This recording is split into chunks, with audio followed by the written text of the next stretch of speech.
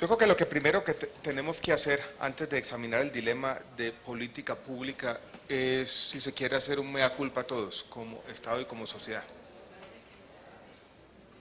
Con Caprecom nació la seguridad social en Colombia. En el año 2012 Caprecom cumplió 100 años. La seguridad social bismarquiana nació en Colombia con Caprecom. Fue la caja de previsión de las comunicaciones por mucho tiempo. Funcionó como un buen sistema de bienestar, eso sí acotado a un grupo de trabajadores. Cuando yo fui funcionario público la primera vez, en el año 2002-2003, allí estábamos en el Departamento Nacional de Planeación con el doctor Norman Julio. Yo estaba bien chiquito, doctor Didier. La liquidación de Caprecom estaba sobre la mesa. Desde esa época era una decisión que se estaba pensando y considerando y ponderando de manera seria. Caprecom no se liquida entonces. Y después comenzó, creo yo, una política pública un poco errática a la hora de lidiar con Caprecom. Que había un problema de operación en los hospitales del Chocó. El Estado no tenía una forma fácil de resolver ese problema. ¿Qué hacíamos? Le poníamos un nombre. Caprecom lo hace. Sin hacer un análisis concienzudo de si Caprecom tenía las capacidades para hacer eso. Se liquidó el Seguro Social. La liquidación del Seguro Social tuvo un primer paso. A mí me tocó vivirla como funcionario público en la primera instancia y después, vueltas que da la vida, firmé el último decreto de liquidación del Seguro Social. Se liquidan las clínicas. Se necesitaban algunos operadores para esas clínicas del Seguro Social. ¿Quién lo hacía? Caprecom. Casi que se liquida el seguro y vuelve a revivirse de manera poco soterrada con Caprecom. De un lado para otro se iba pasando. Sin entre todos hemos estado en la vida pública, todos esta última década, decir qué está pasando con Caprecom. Nadie hacía un análisis sobre las capacidades que tenía esta empresa que fue operadora, prestadora, aseguradora, fondo de pensiones y demás para realizar lo que estaba haciendo. Entro al ministerio en el año 2012, y ya lo dijo la doctora Luisa y lo dice el doctor Norman Julio, había una crisis profunda en Caprecom. Lo primero que yo tuve que hacer fue gestionar un crédito, creo que ya se había hecho un primer tramo de 60.000 millones, un segundo tramo de otros 60.000 millones, para que Caprecom le pagara algunos recursos a los hospitales públicos. Esto es, el Ministerio de Hacienda tuvo que entregarle recursos a la EPS para que pagara algunos de sus créditos. Y yo creo que aquí han convivido tres tipos de problemas. Los problemas del sistema de salud y en particular la crisis del régimen subsidiado que venía de atrás y que yo creo, voy a decir ahora, se está resolviendo. Convivido, yo creo que el problema de una empresa mal diseñada, yo diría, Luis, en todo caso esas 32 Caprecones de las que usted habla, a pesar de que no todas sean malas, los problemas de gobernabilidad son imposibles. Y también la falta de visión como Estado. ¿Qué queremos hacer con Caprecom? No colgarle el último problema, darle el nombre y dejarlo ahí, como si estuviera resuelto. IMPEC es lo mismo. No teníamos formas de lidiar con un problema que es complejo para toda sociedad, que es lidiar con la salud de la población carcelaria. ¿Qué hicimos? Se lo entregamos a Caprecom. Yo creo que tenemos que hacer un mea culpa a todos. Los problemas más complejos de la sociedad, como era la administración de los hospitales en el Chocó, la salud de la población carcelaria o el manejo de ciertos hospitales públicos que tenían una historia compleja, si se quiere, de corrupción y de malos manejos, tenga Caprecom y hágalo, como si Caprecom pudiera hacer magia. Pues magia no hizo, ya lo sabemos.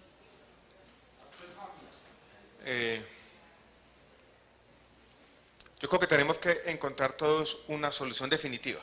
En el año 2012, estamos hablando de noviembre,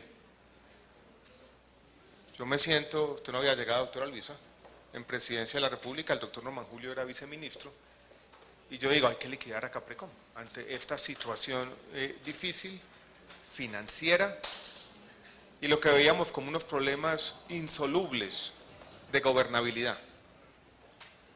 A mí me presentan un mapa, estaban muchas EPS del régimen subsidiado de salida y un mapa que tenía rojos en los municipios. Y eso eran municipios de Colombia donde si salía Caprecon no había ninguna otra EPS, no había ninguna otra alternativa para prestar el servicio de salud. Yo en ese momento dije, no podemos, sería una irresponsabilidad. Además, en ese momento estábamos inmersos en la liquidación de Selva Salud, de Salud Cóndor, se acababa de intervenir Sol Salud, estábamos pensando intervenir Humana Vivir, Golden Group ya estaba en capilla, usted ya la liquidó, y teníamos el problema de Salud Cop. Una crisis profunda, compleja en su momento, y lo que dijimos, esto tenemos que por ahora aplazar esta decisión de liquidación. Y por eso aparece ese primer plan, que coincide con la llegada de la doctora Luisa para darle a esto algún orden, empezar a pagar las deudas. Se toma una decisión también importante en el año 2012-2013, a finales del año 2012 para comenzar el año 2013, que es aumentar la UPC del régimen subsidiado en más de 20%. Eso estabiliza las finanzas, no completamente, pero estabiliza las finanzas del régimen subsidiado y comenzamos a ver una recuperación. Y se comienzan a ver salidas, aparece Selva Salud en Antioquia como una alternativa, por ejemplo, Sabia Salud, perdón, en Antioquia, perdónenme, perdón. No, perdónenme, perdón. Esa es engendro del diablo. Sabia Salud en Antioquia, aparece el decreto de movilidad que permite que algunas EPS del contributivo puedan recibir afiliados. Y después aparece el decreto 2702 que nos plantea una disyuntiva. Y yo quiero decir dónde estamos en su momento, qué tenemos sobre la mesa, cuáles son los elementos de juicio para tomar esta decisión. Y en eso tenemos que ser todos muy sinceros y puntuales, porque este no es un tema fácil. Y yo voy a repetir una palabra, doctor Rafael, usted hizo una pregunta antes de que yo llegara, ¿por qué no se liquida a Caprecon? Yo creo que para tomar esa decisión necesitamos dos cosas. Una, que la tenemos, es voluntad, pero la otra es método. Nosotros no podemos, sin un plan claro, y yo quiero esbozar cuáles son las dificultades hacia adelante y qué es lo que estamos haciendo para de pronto tomar esa decisión, porque es una decisión difícil. Y quiero que de este debate sí que se fue el representante Córdoba, que quiere anuncios grandilocuentes. Yo lo que quiero mostrar el plan que tenemos. Pero ¿qué tenemos sobre la mesa? Tenemos una información que nos muestra que en los indicadores de satisfacción del usuario a Caprecon no le va bien, doctora Luisa, tenemos que aceptarlo por muchas razones. Solamente el 18,4% de los usuarios consideran afiliados a Caprecon, consideran que acceder a servicios de salud resultó fácil o muy fácil. Ese porcentaje para el promedio nacional está cercano al 60%. Tenemos algunos indicadores de resultados de salud que no todos son atribuibles a Caprecon, pero son complejos. Por ejemplo, la razón de mortalidad materna de Caprecon de los afiliados a Caprecon, de doctor Jorge Iván le interesa el tema, es el doble del promedio nacional. Y tenemos el decreto 2702 que nos pone la siguiente disyuntiva. La cuenta está esbozada, usted mencionó una cifra, pero yo creo que la cifra es un poquito mayor. Doctora Luisa, yo creo que está por encima de los 2 billones de pesos. Esto es, tenemos unas necesidades de capitalización de una EPS pública para que siga funcionando según las reglas que el mismo Estado ha considerado pertinentes, superior a los 2 billones de pesos. Eso, doctor Rafael, yo creo que responde en buena parte su pregunta, o responde para todos en buena parte de la pregunta en cuál es el futuro de Caprecon. Pónganse ustedes en los zapatos del ministro de Hacienda. Llega el ministro de Salud y dice, mire señores, hicimos un cálculo de las necesidades, o lo hizo la Super, según el decreto 2702, y para que esta EPS pública siga funcionando, ustedes deben capitalizar, esto es invertir dinero de todos, por 2 billones de pesos. ¿Qué decisión tomarían ustedes? ¿Ustedes le meterían 2 billones de pesos a Caprecon? Difícil, ¿no? Ahí estamos. Exacto, entonces tenemos que buscar ese panorama claro. También tuvimos en este escenario alguna vez discusiones donde mucha gente difería, mucha gente decía, mire, el sistema de salud colombiano, subsidiado o contributivo, necesita una EPS pública como regulador. En este escenario también se dijo eso una y otra vez. O sea, esta decisión no es fácil. ¿Qué estamos haciendo mientras tanto? Yo quiero darles el panorama para los próximos 2 meses, para pensar el panorama, 6 meses, son los 2 panoramas que le voy a dar. 2 meses, ya lo dijo el doctor Norman, hay un plan de vigilancia especial, eso significa que el revisor fiscal lo nombra la Superintendencia de Salud, eso es un paso importante. Y también se planteó una decisión, de que Caprecom sale de primeros 2 departamentos, Huila y Antioquia. Por esas paradojas que tiene la vida, quienes estaban reclamando que Caprecom saliera de Antioquia dicen, ¿cómo así? La crisis de la salud se profundiza, ahora está saliendo de Huila y de Antioquia. Hoy les tuve que decir, un poco la inercia de la crítica se queda sin argumentos. La queja ayer era por la presencia de Caprecom, la queja hoy es por la salida. Así es un poco difícil, ¿no?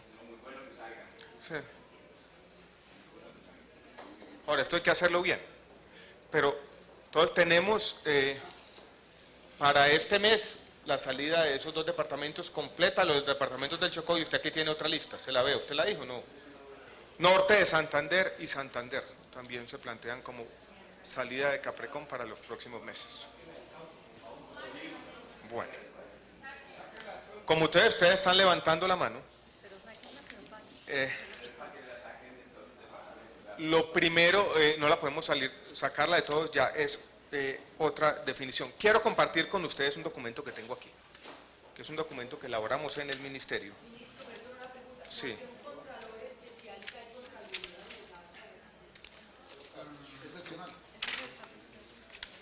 Responda.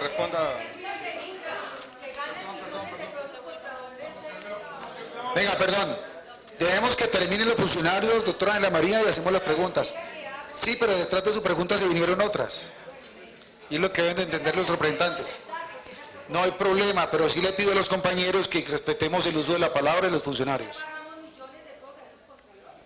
Todo lo que estamos haciendo en el ministerio en este momento es pensando seriamente todos los pasos que implica la liquidación de Caprecom. Aquí tengo un documento que se llama etapa preparatoria, porque voluntad y método.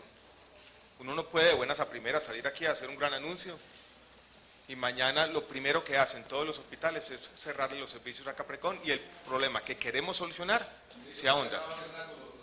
No, pero créame que la cosa puede ser peor. Y en eso tenemos que ser responsables.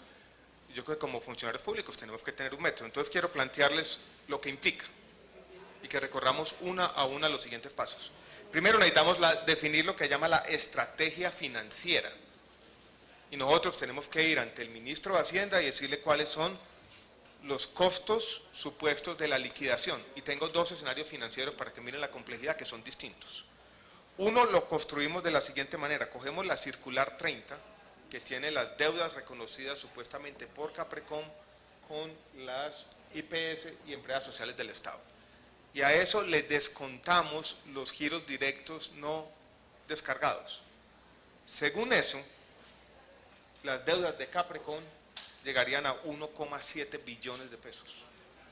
Pero las cuentas por pagar de los estados financieros de Caprecom a junio de 2015 son 1,2 billones de pesos.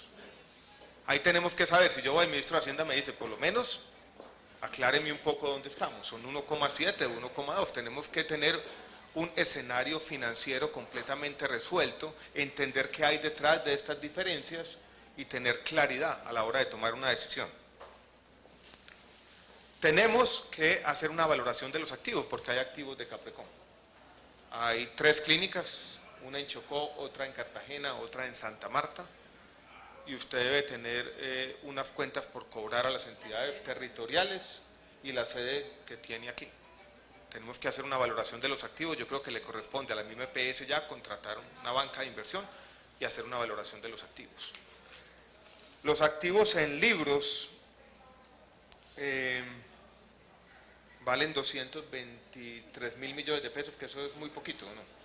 Yo creo que eso vale más, ¿o no? ¿No? ¿Qué es ese problema para sí? Bueno. Entonces, primer punto, estrategia financiera. Segundo punto, necesitamos una estrategia laboral.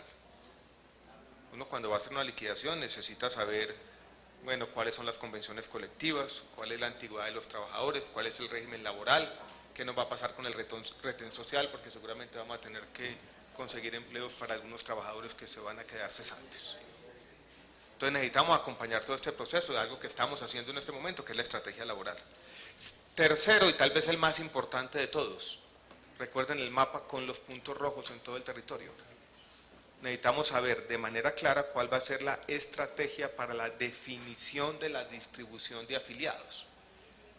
Lo que sabemos a ciencia cierta es que si nosotros distribuimos los afiliados según las normas que hoy tiene la superintendencia, no podemos.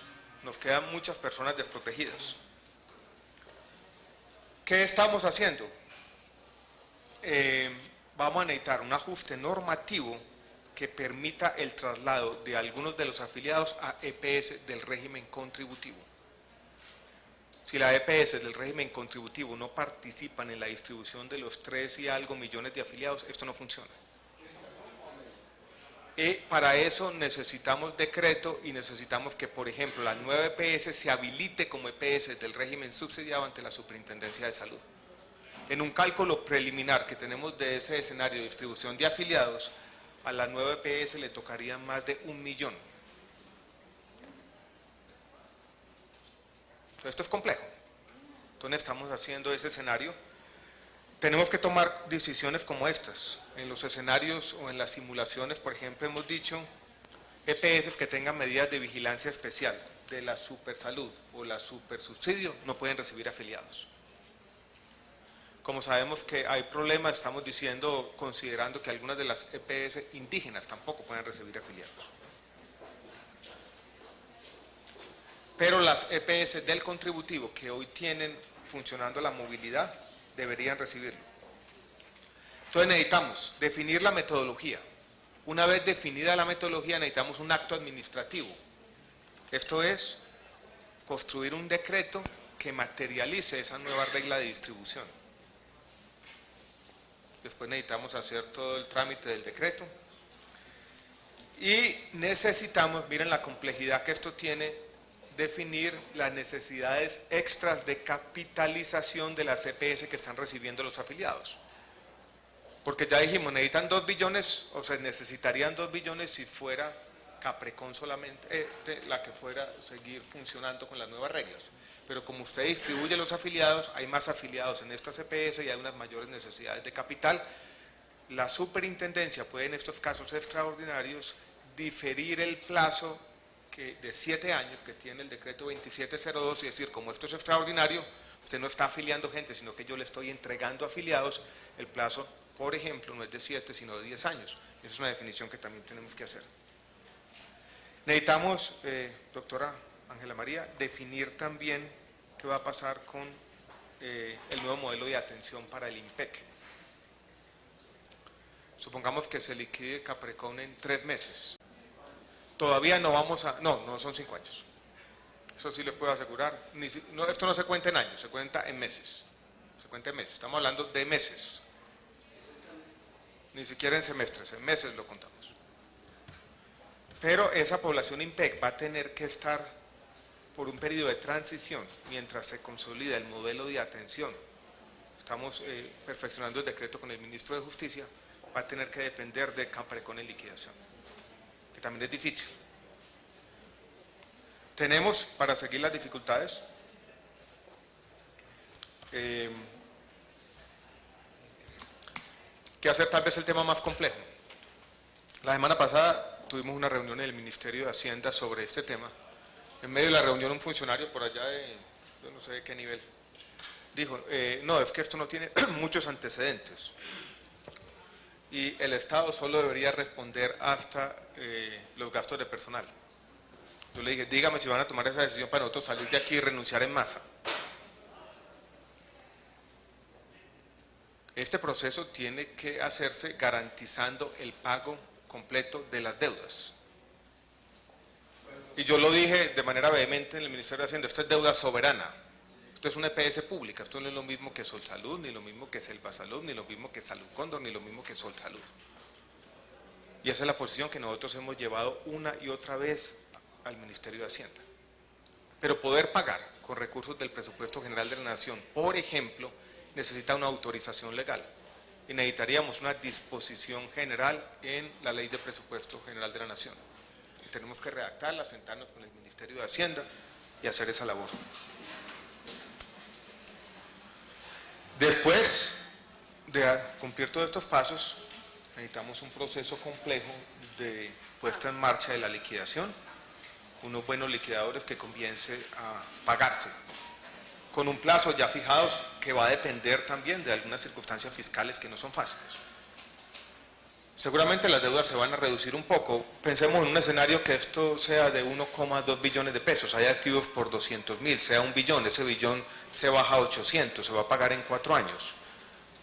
Necesitaríamos 200.000 millones de pesos mínimo en los próximos 4 años en el presupuesto general de la Nación. Eso en el escenario fiscal actual no es fácil. Eso es lo que estamos haciendo. No, pero ya no lo gastamos. Sí, no, hay que pagar. Yo digo que hay que pagar y la verdad seguiré defendiendo hasta el último día que esto hay que pagarse. O sea, sería algo tan grave como defraudar a los acreedores del Estado, dueños de algunos bonos en el extranjero, como que una EPS del Estado simplemente se lave las manos y diga, yo estas acreencias simplemente las ignoro, basado en yo no sé qué concepto jurídico. Creo que eso es inaceptable. Y eso iría en contra de un activo de todos, que es la confianza del público y de la sociedad entera en el Estado. Estamos afinando todo este procedimiento, representante de Córdoba. Faltarán algunas reuniones para tomar una decisión, que yo creo que es la decisión responsable con el país. Por ahora lo que tenemos que es seguir garantizando la atención a los afiliados, seguir reafirmando que el Estado tiene que pagar esta deuda. Si no lo hacemos, ¿qué pasa? Quebramos los hospitales públicos y nos toca por la puerta de atrás pagar la plata, que es el argumento que yo llevo al Ministerio de Hacienda. Entonces es una estrategia que incluso desde un punto de vista fiscal no tiene sentido. O sea, si usted deja de pagar por aquí, termina pagando por allá. Esa es la estrategia que hemos delineado. Los invito a que si quieren le hagamos seguimiento en este escenario. Que cada mes nosotros podemos ver en qué vamos. Yo quiero que esto pase, doctora Luisa, en eso no fue de acuerdo del tiempo, lo más rápido posible. Ya está la estrategia delineada, ir paso a paso construyendo el tema. Las dos preocupaciones preponderantes que tengo son la capacidad de algunas de las EPS. Aquí tengo una tablita con el escenario de cuántos afiliados tendrían que recibir muchas de las EPS. Asmed Salud, por ejemplo, representante Ospina, casi 200.000 afiliados. Eso para Asmed Salud es una carga importante en términos de gestión. Y hemos visto que en otras liquidaciones eso implica un deterioro en la prestación de servicios para todos, no solamente para los que llegan, sino para los que están. Esto lo tenemos que preparar bien. Tienen que estar todas las EPS aquí, el país tiene que estar listo. Eso es lo que estamos pensando. Tenemos un plan bien hecho y yo repito las dos palabritas con las que empecé, voluntad y método, no solo voluntad. Necesitamos un método para hacer esto bien. Déjeme terminar con esta reflexión de política pública. Alguien podría plantear y levantar la mano y decir, pensemos en otra alternativa. Pensemos en una nueva EPS pública que redima, borrón y cuenta nueva. Hay que pagar las deudas y pensemos en una nueva EPS pública que sea reguladora del Estado, que de alguna manera dignifique la capacidad del Estado para estar en el aseguramiento. ¿Pensarían ustedes de esa opción?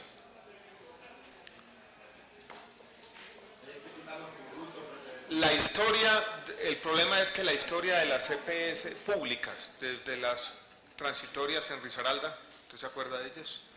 Cali Salud, la misma Selva Salud, Salud Cóndor